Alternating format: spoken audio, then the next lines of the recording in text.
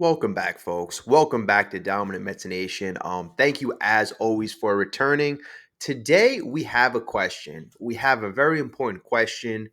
Do the Mets and Steve Cohen really want Pete Alonso back? That's number one. And number two, does Pete Alonso and Scott Boras really want the Mets? Or do they find themselves in a predicament where they are the only ones left standing? Okay. Also, news came out yesterday. Jim Duquette, the former GM of the New York Mets, said that Steve Cohen may need to step in on the David Stearns Scott Boras negotiation for Pete Alonso. That Steve Cohen may need to step in to get this thing done. Well, folks, we put out a video on that yesterday, and I basically said Jim Duquette was taking a shot at the ability of David Stearns. Well, soon enough, Steve Cohen responded today, and we're going to get to that response because it's quite interesting. So, folks, thank you as always. I want to keep saying thank you because I love you guys. You guys are the best. I really enjoy interacting with you. It's going to be a fun season regardless. But I just want to bring something up. And I've been talking with a couple other fellow Mets YouTubers, and I've been talking with solo Mets YouTubers like myself. And I've been kind of contemplating over the last maybe couple months, once or twice a week, probably hopping on a couple other YouTube shows and maybe doing a Monday, Wednesday thing, Monday, Friday thing, or possibly a one time a week thing, right?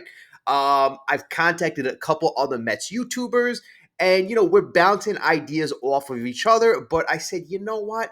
Let's not say anything. Let's bring it to the people. The Mets fans are usually the brightest. So how about this? I'm going to ask a couple questions.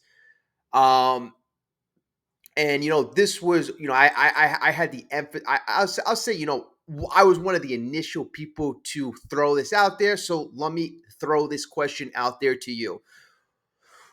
Who would you think we would match up, or Dominant Mets Nation would match up with? Any Mets YouTuber, even if I don't know them. Hey, heck, I'll reach out to anybody if you think it's going to be good entertainment. If it's what you want to see, I'm just interested to see what you say. Okay, so just let me know what other Mets YouTuber would be good to reach out to, good to connect with. Um, you know, it's pretty cool that a lot of this YouTube community is like a family, and I kind of like that. And so let's see how we can get something done on that front. All right, and I've been reluctant in the past because I like doing solo shows. I like talking. I love talking to you. But you know what? Other people have suggested different things. Mixing continuity, and I'm like, all right. You know what? It's always good to try new things. Why not? Okay, so let's get to the question of the day. And if you haven't got a chance yet, please like the video, subscribe if you are a passionate MLB fan, Mets fan. We'd love for you to join the channel. And you know what? It's going to be a fun season, so take a fun ride with us. All right, so again, yesterday's topic was the ability of David Stearns, the baseball genius, being questioned by a former Mets general manager, Jim Duquette. Jim Duquette basically said that when he was talking on Foul Territory, that Pete Alonso and David Stearns were in a staring contest, right? Obviously, in a staring contest, not much done except looking at each other. But if things were to get done, Steve Cohen would need to be involved. I interjected saying, you know what? The deal between Pete Alonso and the New York Mets shouldn't be reliant on Steve Cohen stepping in. That's not the type of deal you need a Steve Cohen. Well, a Juan Soto, a deal with generational wealth with a ridiculous amount of money, you need a Steve Cohen to step in. A deal with Pete Alonso, a short-term deal under $100 million. This is fully under the capability of the baseball genius David Stearns. In fact, if a David Stearns were needed a Pete Alonso, that wouldn't be a good look. That wouldn't be a good look. How much confidence would that show in the ability of David Stern? Okay, so today it was interesting because Steve Cohen, I like how he can kind of read the room, read the atmosphere. Steve Cohen observed that being a story, and I don't know if he was so enamored by the fact that Jim Duquette brought that up. Like, what was Jim Duquette trying to be controversial? Was he trying to attract attention? Or did he truly believe that for a deal to get done, Steve Cohen needed to get involved?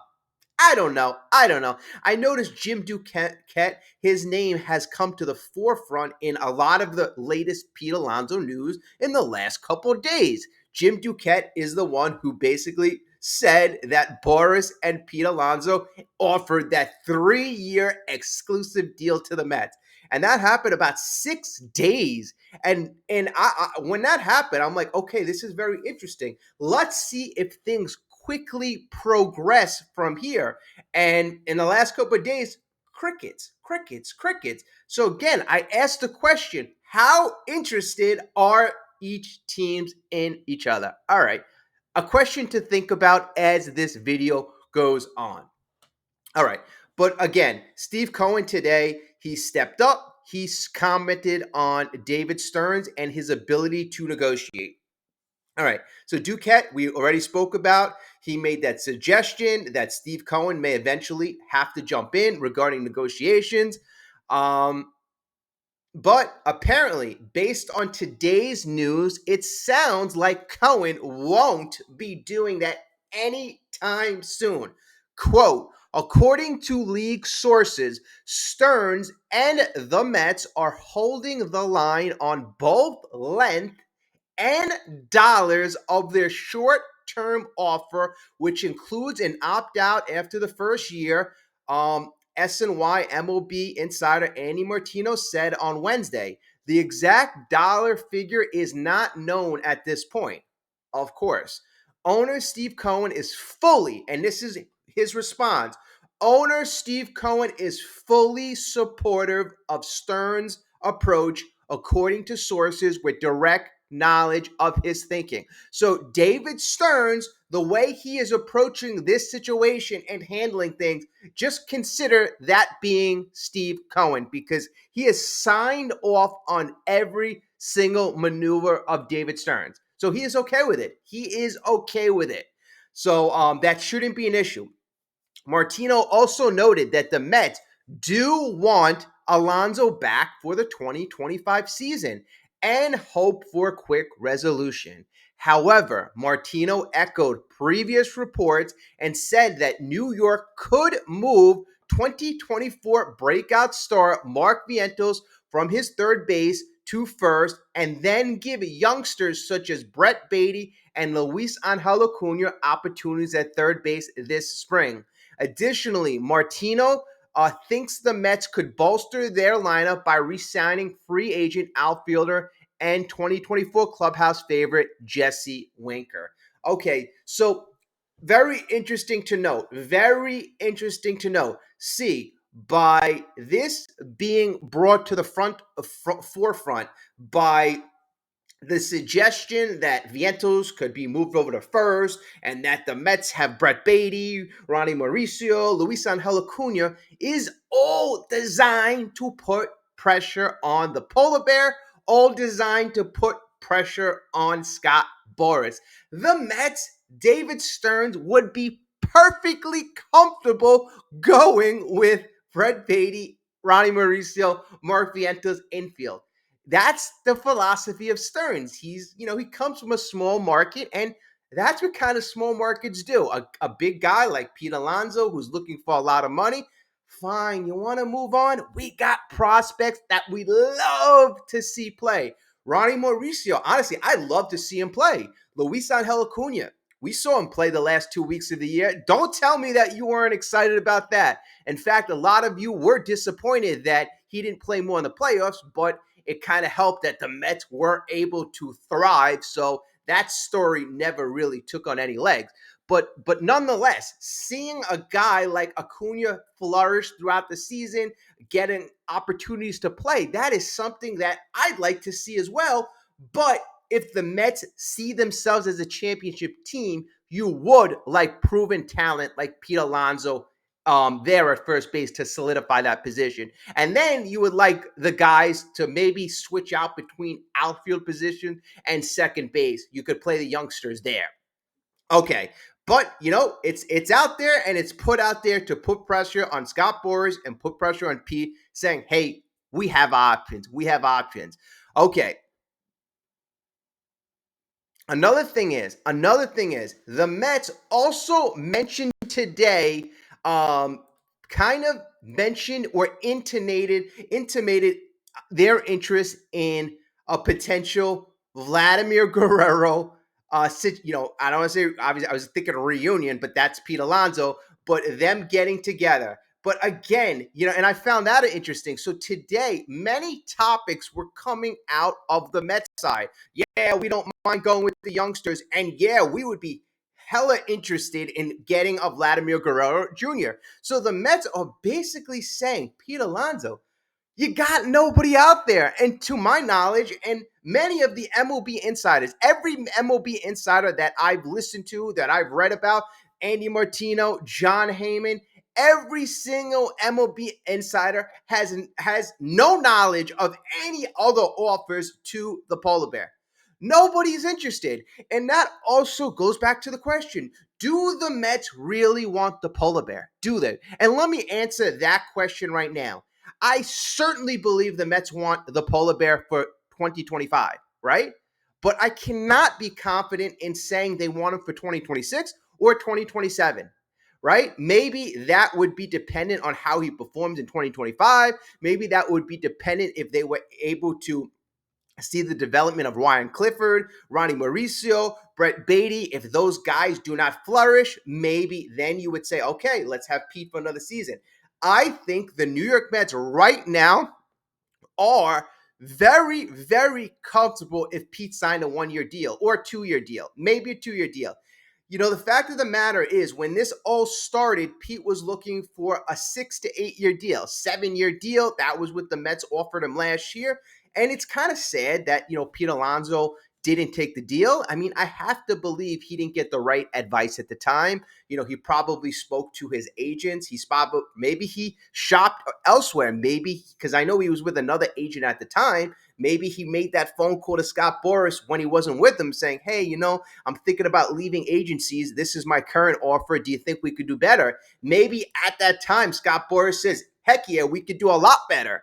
Who knows? Who the heck knows? That is just speculation. But all we know is that there's so much hesitation. So much hesitation. Why not, if you're Boras, accept a high AAV average annual salary deal for the polar bear and call it a day?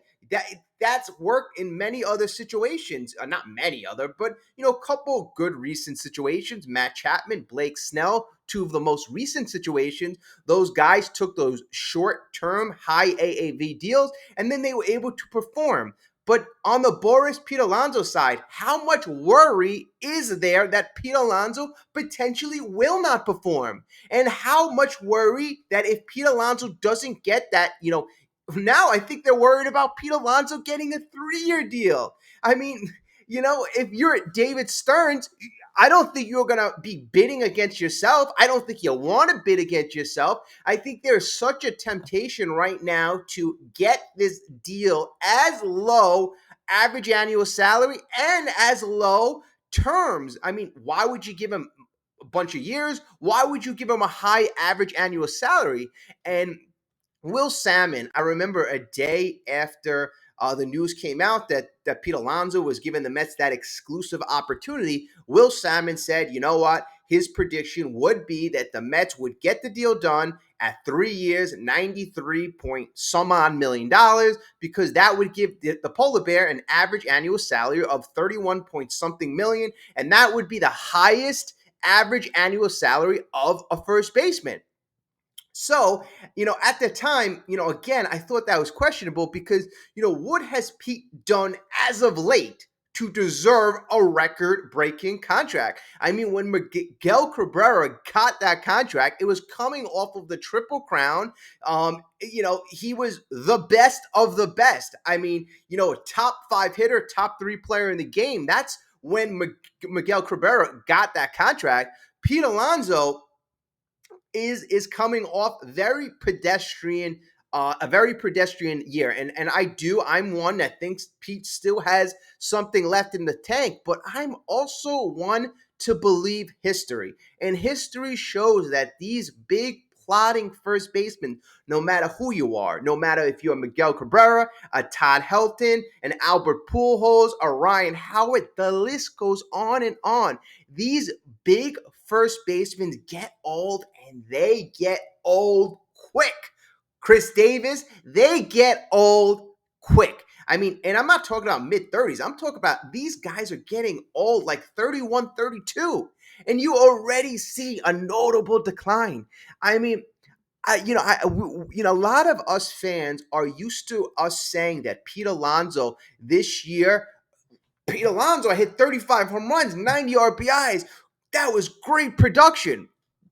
But does everybody really realize how good the Polar Bear truly was from 2019 to 2022? How dominant he was. So just in 2022, or 2019 to 2022, in a 2-year span, how far this man has fallen. This man, an average OPS month in that time period of close to 1,000. Now his average OPS is under 1,000. His average home run per plate appearance is 2 to 3 times more than what it was during that period. His runners in scoring position average is close to the interstate, a little over 200. I mean, Pete Alonso used to be an extremely clutch player. He always left a lot of guys in place on base. He had a lot of opportunities, but his clutch numbers have gone down. I mean, it just makes you kind of wonder, especially when you look at the market, like what do the MLB, forget about the insiders, I'm talking about the MLB, the scouts and the experts see that we don't see. We are fans. The people who are going to comment this saying, give Pete the money, we are talking with our heart. We are talking with our heart. And there are reasons that even right now, when the Mets are fighting to give Pete a 1 or 2 year deal, there are still no other teams jumping in. There are still the Mariners, they could jump in. Other teams can jump in. The Red Sox, they could jump in. There are other teams that still could jump in. The D-backs still could jump in. I mean, there could be other mystery teams that, everybody needs a DH.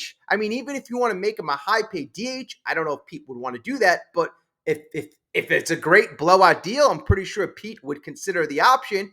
But, when it was 5-6 years, I can understand. 5-6 years, close to $200 million, I can understand why no teams were interested. But folks, right now, we are at least 3-year deal or less, and there are still no other teams jumping into the Pete Alonso negotiations. I mean, I'm pretty sure that Scott Boras and Pete Alonso thought, all right, you know what? We're going to take it down, lower our expectation, throw this offer to the Mets. Mets take it, great.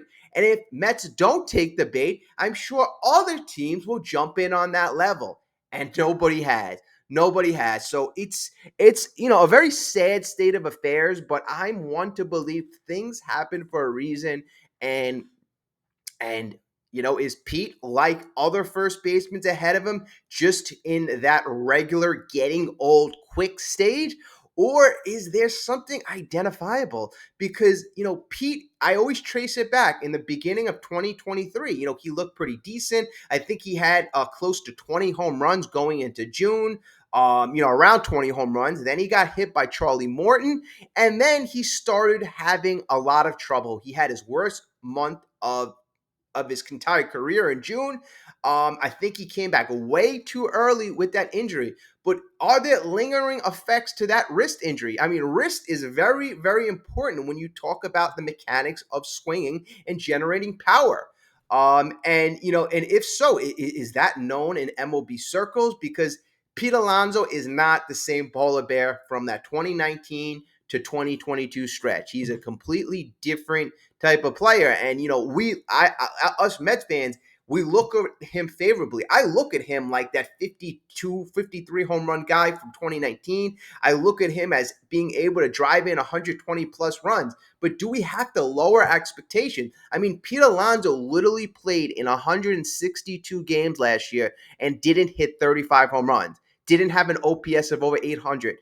Couldn't even compile 100 RBIs. I mean, Pete Alonso played in every single second. I mean, almost every single second of every single game. He played 162 games. So, I mean, it's rough. And, you could talk about Pete Alonso, that he's been very durable over his career. But, the fact of the matter is, if you're going to forecast it, there have been many players that have been durable up until age 30 and then all of a sudden break down. So it's not even like you could say, oh, he's been healthy, he's played a lot of games. I mean, that actually might go to a negative. Might go to a negative. So let's go back. Let's scroll back. Have we answered all of our questions? The number one question: do the Mets truly want Pete Alonso, or are they being forced into a situation? All right, I'm gonna highlight what I said. I believe they truly want it for 2025, but after that, I cannot say. I cannot say if they truly want him after that. Ryan Clifford, that might be an option. Vladdy Guerrero, that could be an option. Other options, the Japanese sensational first baseman, that could be an option. So there are other options out there. And then not to mention moving Vientos to first base, Brett Beatty or Ronnie Mauricio to third, Acuna. You have infielders. And then you also have guys like Jet Williams, top prospects, who, you'd like to see them play.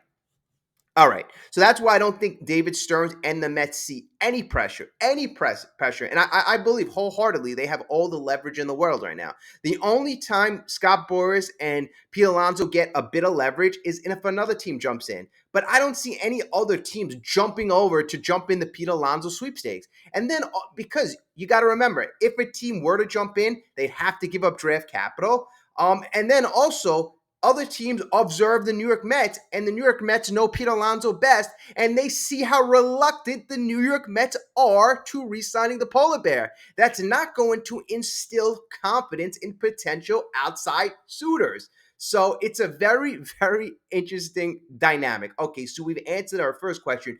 Our second question: is Pete Alonso interested in going back to the New York Mets?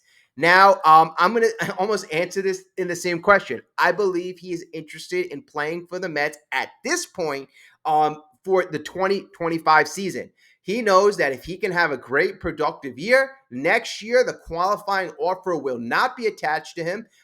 If he does have a productive year, maybe he can get a 3-year, $110, $120 million contract. And if he makes $30 million this year and he makes over $100 million on a 3-year contract, now you're approaching that $150 million payday over 4 years. And then the following 2 to 3 years, you can kind of recoup all the earnings that you lost. But it's all dependent on 2025.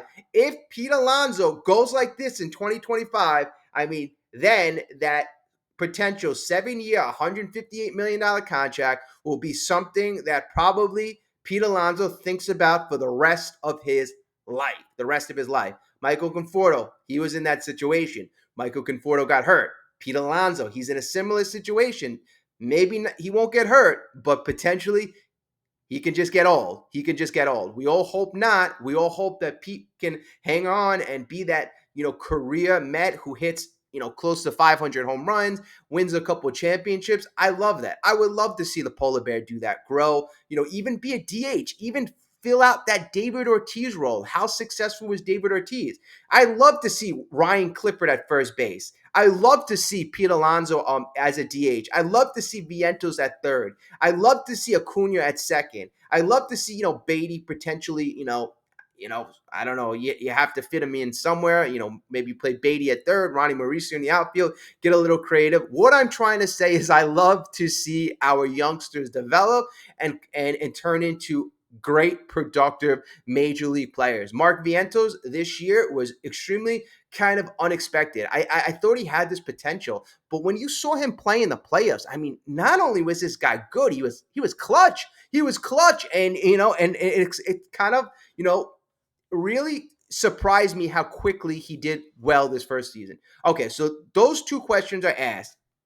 Now the Steve Cohen factor. And Steve Cohen, I like how he nipped this in the bud immediately. Immediately. Right now, we are recording 1:10 in the morning on January 16th. On January 16th. If you're still listening right now, drop a 62. Let me know. I love all my listeners. I want to see who is listening at this point in the video. And 62, that is when the Mets came into existence. So drop a 62. Okay, so Steve Cohen, I like just within a 48-hour period, heard Jim Duquette take a swipe at his guy, David Stearns, immediately nipped it in the bud, and he let nobody run with a narrative. You know that narrative that came out 2 weeks ago about Scott Boras wanting a 9-year contract? That ran on for about a week, and did heck of a damage to the Pete Alonso market. Boras could have came out immediately and said, not true, not true, not true, not true. But for some reason, it took days and days for us to get to the truth. Get to the truth. Steve Cohen left no room for speculation. David Stearns, regardless of if you like the way he's operating, he is fully supported by the big guy, Steve Cohen. So that is what I like. That is what I like. And then I also like how the Mets right now. Well, maybe I like, maybe I don't like this, but actually, I'm not even sure how I feel about this. I'm thinking about this more and more. Like, this Pete Alonso situation, honestly, I can't wait until it's over. I really cannot wait till it's over. I think it's that this situation is sucking the energy out of everything, I think we are so fixated on this when we should be concentrating on pitching. We should be concentrating on other areas of improvement, bullpen help. But we're so transfixed, and you can't tell me the Mets aren't wasting resources, wasting time on the Pete Alonso situation, because they have to be. They have to be. They have to be. So at the end of the day, I based on what this article says, based on what Andy Martino suggested, that the Mets are looking to really resolve this very, very soon. They really are looking to resolve this very, very soon. And you keep hearing Winker. You keep hearing Winker. Like today, you heard all like the easy options. Like, the Mets could go to their youngsters. The Mets could sign Winker. Like all these easy fixes to say that, Alonso, we don't really need you. We don't really need you. So, per StatMuse, Alonso hit the second most home runs in all of MLB, 226 to be exact, from 2019 to 2024.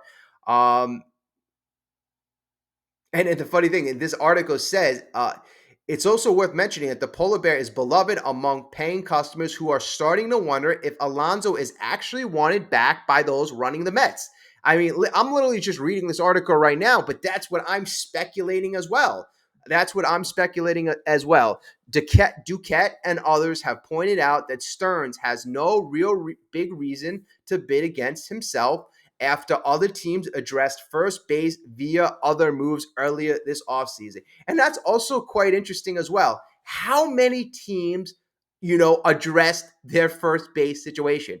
Over 10, I believe. So over a third of the league looked at their first base situation and said, I'd rather any other situation than the polar bear. So it's not like many teams had their first base situation already filled. I mean, you had over a third of the teams in Major League Baseball look at their first base situation, evaluate the league, the market, and choose not to go after Alonso. So that is also something extremely interesting. So there are just many fits here at a high price point. even at 3-year, $90 million to $100 million level. ESPN's David Schoenfield said on Wednesday morning, maybe a surprise team jumps in on the short-term deal with an opt-out.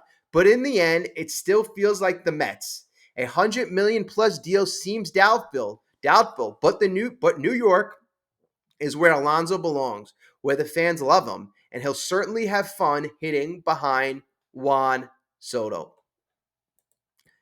Uh, at this point right now, it's really up for debate, up for speculation. And I just have to say, yes, I believe that the Mets want him back for 2025. But I really think the Mets are good either way. The Mets are good either way. They are not approaching this situation like they truly value, the polar bear. They're really not. They are really not. They want to get the polar bear back at an extreme discounted price for virtually no length. No length. I mean, possibly it's people are saying that they're looking for a 2-year deal, which is even shorter than a 3-year deal. So, I mean, that is quite interesting as well. And, the fact of the matter, the longer this drags out, the more it opens up windows, opens up space, time for speculation and all these stories all these narratives to fill the space. That's why it's good. The Steve Cohen, David Stearns, Duquette drama that never really, took flight because of Steve Cohen. But the fact of the matter, other stories like the Mets truly want the polar bear will take flight just because of how bizarre and weird this thing is looking. I mean, right now you have you have Boris and Pete saying they want to go there, The only question that remains is how much was Boris and Pete Alonso looking for? Because you hear things. Maybe they're looking for 3 years, 120, which would mean that they're looking for Aaron Judge's salary, which is $40 million a year, which would be beyond ridiculous. I'm saying he wouldn't be worth $31 million. Like, he's done nothing to deserve that. I mean, how delusional would Boris be to ask for that? In fact, I think that would actually cause the Mets to pivot even quicker. And are the Mets only sticking in this because of the fan reaction? I do think the fan reaction is something to be considered. Really, if your paying customers are interested in seeing their beloved Pete Alonso for another year, that's something to keep your ear open. I mean, Pete Alonso did have that big home run. And if you put him in the right spots to be successful, I think that he could be a key contributor. But I'll give you an example of the Mets, a result of the Mets not getting this done. So, negative news stories like this on Fansided. Mets Pete Alonso haggling should have Juan Soto thinking twice about Steve Cohen commitment. So, see, a negative result, a negative story comes about because the Mets aren't sealing the deal with this Pete Alonso. So, is that something that Juan Soto's like, oh, I just signed here a month ago. The Mets didn't sign Pete Alonso like this. Oh, I made a big mistake. No, that's kind of BS. This is just to get eyeballs to read the story. But it's interesting how, this one Pete Alonso saga could lead to other, negative things. And then also, too, as you read the article, they basically say that the Mets, loyalty comes at a price and that the Mets aren't, doing their part, being loyal. But here's something that I noticed, and here's something that I find funny. If you talk to Yankee fans and you talk to, whether Yankee broadcaster, Yankee fans, local Yankee fans, every single Yankee fan that you talk to will say, what's wrong with the Mets? The way they're treating Pete Alonso is ridiculous. They should actually honor the guy. Make sure they treat him with respect because he's a longtime Met. Give him the money, 5 years, 6 years. Listen to this, folks. Every single non-Mets fan, Dodgers fan, Yankees fan, Braves fan wants the Mets to pay Pete Alonso and wants them to pay him long term. Why is that? Is it because they want the Mets and Pete Alonso to be successful? Or do they want the Mets to make a stupid move, a stupid signing, and laugh? Ha ha ha. You signed the polar bear to 5 or 6 years and he stinks in year one? I think that's a little more along the lines of that. I mean, here's the deal. I remember when 20 years ago, the Yankees would give these ridiculous contracts, 6, 7, 8 years. A-Rod, when he was like 31 years old, 10-year deal. I'm like, all right, Mets fan, the Yankees are making stupid financial decisions. Hopefully we can take advantage, but I knew that was going to blow up. Teixeira, those long contracts, CC Sabathia, that worked out, a little more decently, but at the end, there were a couple shaky years. But the Yankees, remember what happened between I'd say after 2009 to 2010, 2011, 2012, 13, 14, 15, 16, 17, they got a little good, but they haven't won anything since 2009. And I think the decisions they made back then screwed themselves. 2009, yes, they made all those investments. Yes, that helped them win the championship, but it set them behind years. The Mets are trying to be fiscally responsible. Will we invest money? Yes, it has to be in the right generational player. Juan Soto, yes. We didn't get Roki Sasaki, but Elian Pena is supposed to be one of the most highly touted international prospects. Mets are investing over $5 million giving this kid that much money. The Wilpon Mets would have never, ever put their toes in that pool. Is giving one international prospect that amount. But the Mets, their scouts, their front office see the potential, how good this kid can be. I mean, who knows? Kid's 17 years old. He may be one of those young prospects that come up at age 19, 20, like a Mike Trout, like a Bryce Harper, like a Juan Soto. I mean, you sign him at 17, 16, 17. It would be great if he could be here in 2 years. That means he could play the majority of his career with Juan Soto. He could play a large amount of time with Francisco Lindor. I mean, on that token, if you believe he projects like that, although, obviously they play the same position as Lindor, but you know what? That's when the Mets need to get a little creative. The Mets need to get a little creative. And at the end of the day, I mean, the Mets have so many damn infield prospects. I'm interested. I still wholeheartedly believe we have a signature move, a signature trade coming from David Stearns. In fact, let me do something for you because I proposed Jack Flaherty on the show last night, and what I do is, I have an economics background. So what I do is I'll go to, let's say, a site like Baseball Savant, and they'll have stats. Obviously, have stats, but I've come up with this thing called total skill value, which takes all the respective stats of a particular player, let's say a pitcher, let's say 2024, all of Manaya's Baseball Savant stats, and I add them all up, and then I assign a number to it, and then I eventually come up with a total skill value number. I said the other day that Jack Flaherty's 2024 performance, his total skill value was probably better than Sean Manaea. So Jack Flaherty is a guy I'd be heavily interested, especially if the price is coming down.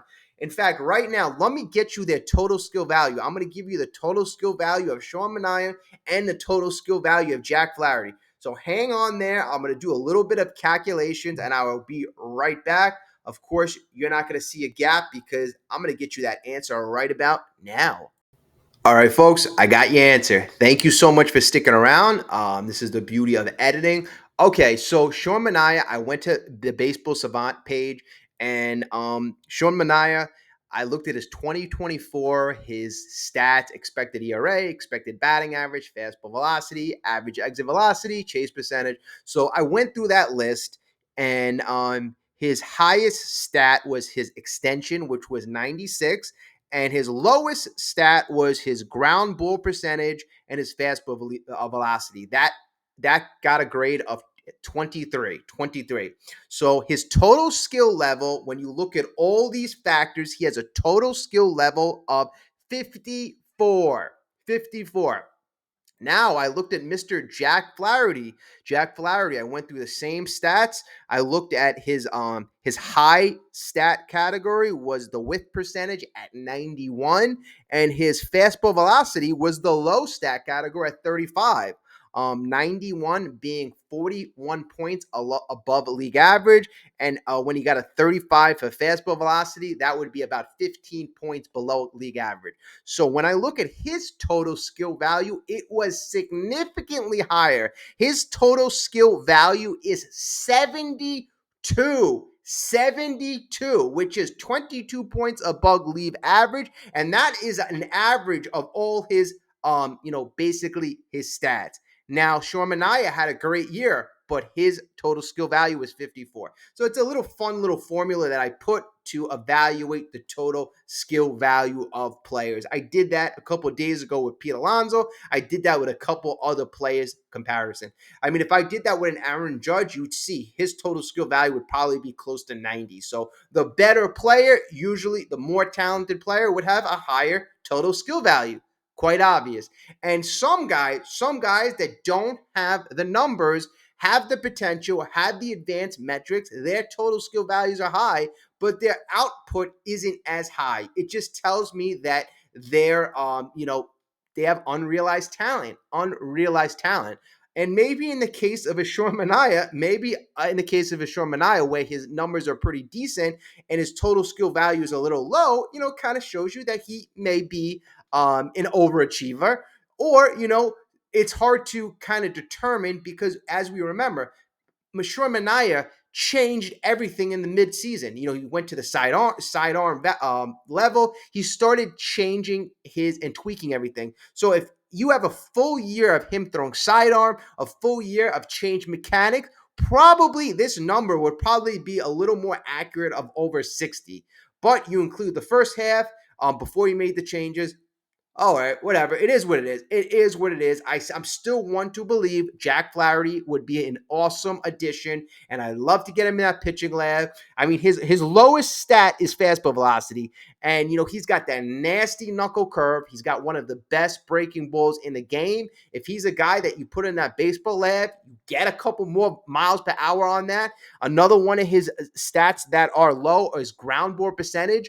He has a sinker. If the Mets work with that sinker, I mean, I think there's a lot of potential with a Mr. Jack Flaherty. And I saw a lot of views, most of you agreed as well on Jack Flaherty. And again, we're going to go to the bullpen. Bullpen. I want to see Tanner Scott.